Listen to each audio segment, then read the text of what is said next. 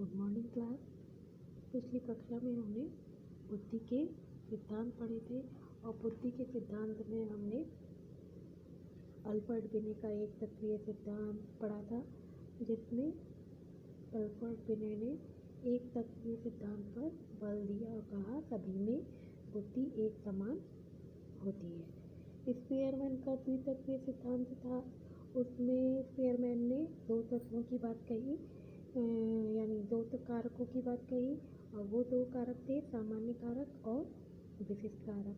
सामान्य कारक जो बताए उन्होंने वो थे जन्मजात कारक, और विशिष्ट कारकों को बताया विशेष कारक हैं जो अर्जित किए जाते हैं।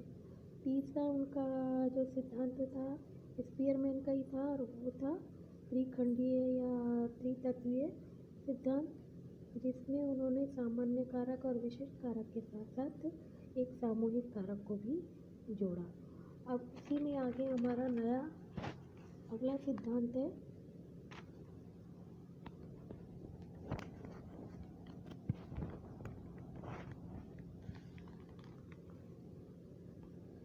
बहुकारकीय सिद्धांत। बहुकारकीय सिद्धांत के प्रवर्तक थे एडवर्ड ली थॉर्नडाइक।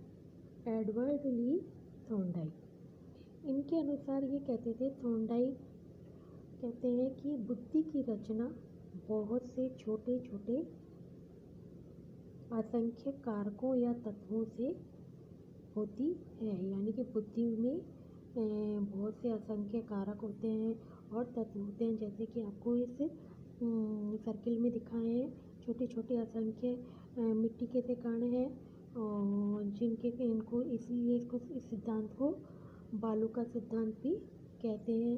जैसे बहुत छोटे छोटे अणु मिलकर परमाणु बनाते हैं, जिसमें असंख्य तत्व होते हैं, इसीलिए इसे परमाणुवादी सिद्धांत भी कहा जाता है। और प्रत्येक तत्व, प्रत्येक ये छोटे छोटे से डॉट्स जो आपको दिखाई दे रहे हैं, वे अपने आप में ही एक विशिष्टता लिए हुए होते हैं और अपने आप में स्वतंत्र होते हैं। प्रत्येक तत्व एक विशिष्ट मानसिक क्षमता का प्रतिनिधित्व करता है और प्रत्येक तत्व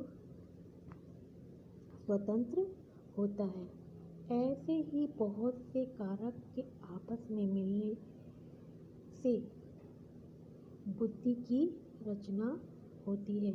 यानी कि सर्किल में जो आपको असंख्य डॉट्स दिखाई दे रहे हैं, ये असंख्य तत्व हैं जो बुद्धि का निर्माण करते हैं, और प्रत्येक जो डॉट है, प्रत्येक जो बिंदु है, वो अपने आप में स्वतंत्र होता है। इसको जैसे हम एक उदाहरण के माध्यम से समझें तो उदाहरण जैसे एक ईंट होती है, और एक ईंट तो पूरे भवन का निर्माण नहीं कर सकती, और प्रत्येक ईंट जैसे अलग अलग होती है, और वो सारी ईंटें मिलकर एक भवन का निर्माण करती है, क्योंकि प्रत्येक ईंट की अपनी अपनी स्वतंत्रता होती है, अपनी अपनी क्षमता होती है, योग्यता होती है। इसी में आगे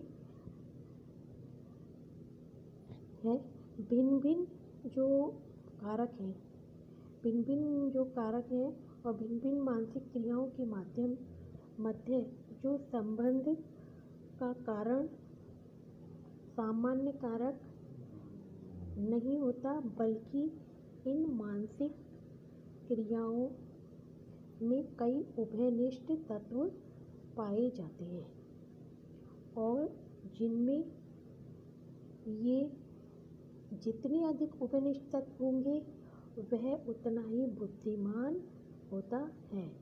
अब जैसे ये असंख्य तत्व दिखाए गए हैं, जैसे ये डॉट है, ये डॉट मानो कि एक साहित्यकार है, हाँ, और ये इसी के बगल में जो दूसरा है वो कवि है। तो इन दोनों में समानता है, तो ये दोनों समान मिलके क्या बनाते हैं, उभयनिष्ठता का निर्माण करते हैं। इसका उभयनिष्ठता का निर्माण करते हैं, क्योंकि दो समान तत्व, यानी कि इन दोनों में आपस में संबंध है, भी है और साहित्यकार भी है। तो जब दो में समानता होती है तो वो विनिष्ठा का काम करती है। ऐसे ही अभी अभी मैं पहले जो उदाहरण दिया था वो ईंटों का दिया कि प्रत्येक ईंट की अपनी अपनी स्वतंत्रता है, लेकिन जब आपस में मिल जाती है तो एक भवन का निर्माण करती हैं। ऐसे ही साहित्यकार और कवि आपस में मिल जाए तो साहित्यकार अपनी कविता की रचना अच्छे से कर पाता है। तो ये हमारा क्या है, बहुकारकीय सिद्धांत। इसमें अगला है हमारा सिद्धांत है समूहकारकीय सिद्धांत। समूहकारकीय सिद्धांत का प्रतिपादन जो किया था वो किया था लुईस थर्स्टन ने। और इन्होंने जो कारक बताए इन्होंने कहा कि बुद्धि के 7 प्राथमिक कारक होते हैं। कि बुद्धि में कितने कारक होते हैं? 7 प्राथमिक कारक होते हैं और प्रत्येक कारक अपने आप में स्वतंत्र होता है। और ये कारक कौन कौन से हैं? पहला देखिए, आंकिक कारक यानी कि नंबर फैक्टर। आंकिक कारक उससे ही पता चल रहा है कि जिस व्यक्ति में अंकों को पहचानने की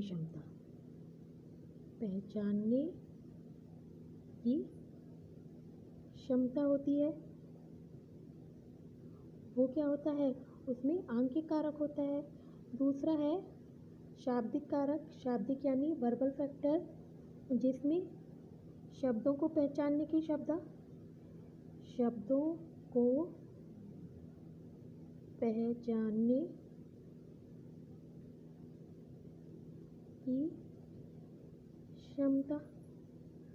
हो, वो शाब्दिक कारक।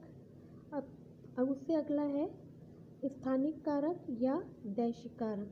स्थानिक कारक और दैशिक कारक से यहाँ मतलब है कि जिसमें कल्पना करने की क्षमता हो। कल्पना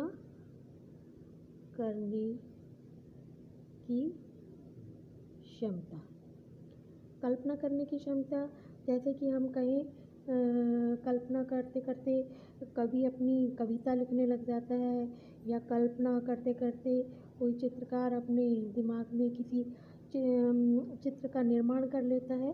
तो ये हो गया कल्पना करने की क्षमता। आगे है तर्क क्षमता।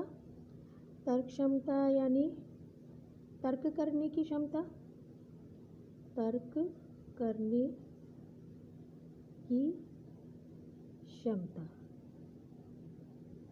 जिसमें तर्क करने की जितनी अधिक योग्यता होगी वो उतना ही अधिक बुद्धिमान होगा। अगर उसमें तर्क करने की क्षमता नहीं है तो उसमें उतनी ही तर्क क्षमता कम होगी। उससे अगला है शब्द प्रवाह क्षमता। शब्द प्रवाह क्षमता यानी कि बोलने की कला या बोलने की चालाकी जिसमें जितनी अधिक होगी वो शब्द प्रवाह क्षमता कहलाती है। उससे अगला है स्मृति क्षमता। स्मृति यानी याद करने की